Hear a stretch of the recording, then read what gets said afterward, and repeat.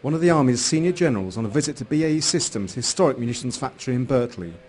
General Gary Coward was invited to the North East to mark the start of work on BAE Systems' new multi-million-pound plant in nearby Washington. After nearly 100 years of making munitions, it's time to move to the new factory, which is less than 4 miles away from Berkeley.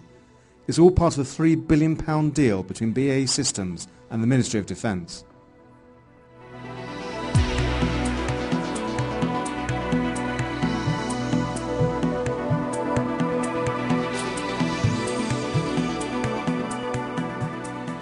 We've got a very good workforce, long-serving workforce here in the area. There's a lot of connectivity with the local area, and that's going to continue through the new facility, which I think is very important, and coupled with the fact that we've got some key skills in the area that are very difficult to get anywhere else, so it's good news for everybody.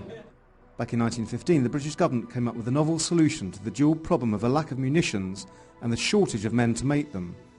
The shells and cartridges were to be produced in new factories at Berkeley. The manpower was to be provided by Belgian refugees and wounded Belgian servicemen. 3,500 of them were housed in a self-contained town, Elizabethville, named after the Belgian Queen. Although mementos of those days remain, a skilled local labour force has long replaced the Belgians.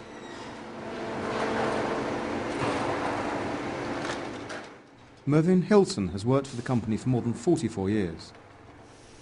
When I first started, there was 3,200 people started here.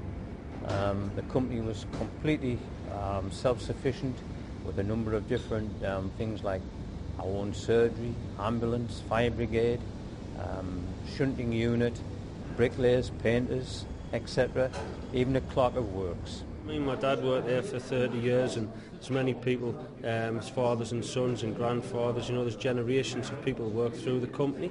Not many people leave of their own accord. It's quite a good, friendly atmosphere. The relationship between the British Army and BAE Systems has developed over many years. Soldiers on the front line know they can rely on the skill and professionalism of the workers at Berkeley. All of the people that fire heavy caliber weapons, even the small arms, I guess, but particularly heavy caliber weapons, they've seen the photographs of breach explosions, of premature detonations, and that's because of poor quality control.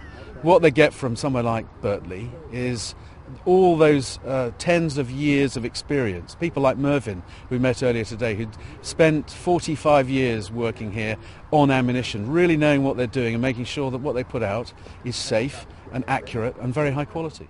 The building of BAE Systems' new factory safeguards hundreds of jobs. As well as the MOD, that's down to the support of Sunderland City Council and local MPs.